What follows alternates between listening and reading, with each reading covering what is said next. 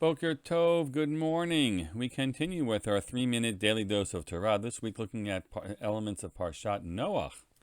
And I wanted today to begin a little bit of analysis of the story of Migdal Babel, the Tower of Babel, which is an unusual presentation and still unclear as we read through the story exactly what was going on and what was it that made God so upset.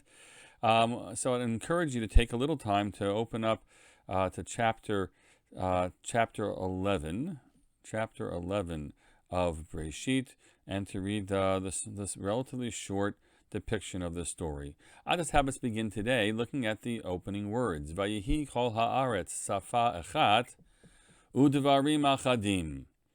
And the whole earth was one language and of shared or uniform words. Dvarim achadim.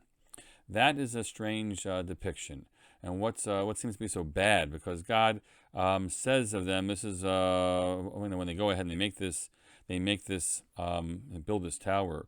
God happens to come down and see what they've done. We're skipping ahead a little bit. Vayomer Adonai hein am echad v'safa achat lechulam v'zachilam la'asot.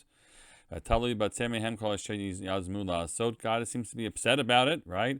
And he says, they are one people and they have one language, and this is what they do with it. And there's a recognition that to have a shared language is a gift, that we all be able to communicate together.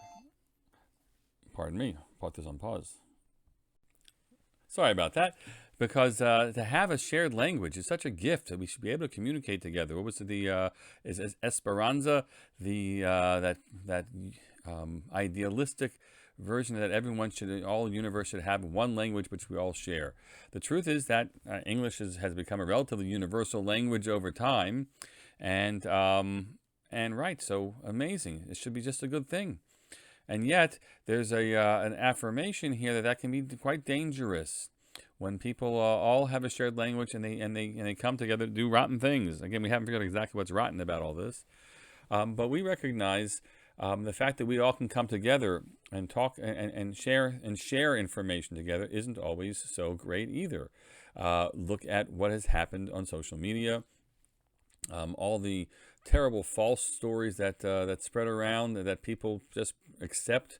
Whether it's the Russians or who knows however many other folks around our world are doing so.